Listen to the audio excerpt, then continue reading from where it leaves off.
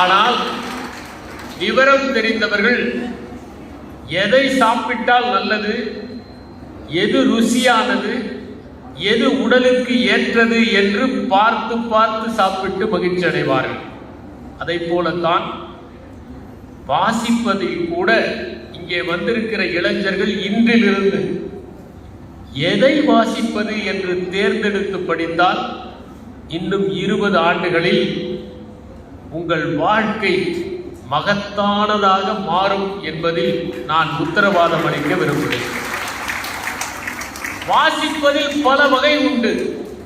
வாழ்க்கைக்காக வாசிப்பது, வயிற்றுப்பாட்டுக்காக வாசிப்பது, பொழுதுபோக்குக்காக வாசிப்பது, பொழுதாக்கத்திற்காக வாசிப்பது, ஆர்வத்திற்காக வாசிப்பது, அக்கறைக்காக வாசிப்பது, பணிக்காக வாசிப்பது, பதவிக்காக வாசிப்பது, அறிவுக்காக வாசிப்பது, தகவல் பரிமாற்றத்திற்காக வாசிப்பது, பழகுவதற்காக வாசிப்பது, பண்புக்காக வாசிப்பது, இதயத்திற்காக வாசிப்பது, சுகத்துக்காக வாசிப்பது, மூளைக்காக வாசிப்பது, விடுதலைக்காக வாசிப்பது.